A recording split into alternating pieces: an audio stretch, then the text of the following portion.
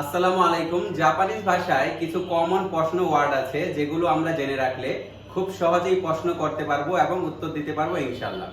যেমন দারে অথবা দোনাতা অর্থ কে, নান অথবা নানি অর্থ কি, দোকো অথবা দোচিরা অর্থ কোথায়, দোরে অর্থাৎ কোনটি, দোস্তে অথবা নাজে অর্থাৎ কেন, দোন্না কি ধরনের, দো অর্থ কেমন, দোনোকুরাই অর্থাৎ কত সময়, দো ইয়াত্তে অর্থ কিভাবে, ইৎসু অর্থাৎ কখন, দোকো খারা অর্থাৎ কোথা থেকে, দোকো মাদে কোন পর্যন্ত, দারেতো কার সাথে, নানসাই অর্থ কত বছর, নাননিন কতজন,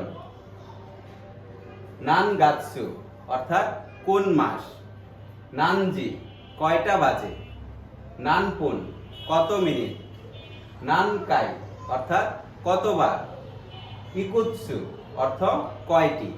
এছাড়াও আরো কিছু কমন প্রশ্নবোধক ওয়ার্ড আছে যেগুলো আপনাদের বইয়ের মধ্যে পাবেন। তো এই প্রশ্নবোধক ওয়ার্ডগুলো আমরা যদি মুখস্থ করতে পারি এবং এগুলো দিয়ে যদি প্রশ্ন তৈরি করতে পারি তাহলে আমরা দৈনন্দিন যে কথাবার্তাগুলো বলি ইজিলি বুঝতে পারবো এবং অন্যকে ইজিলি উত্তর দিতে পারবো ইনশাআল্লাহ।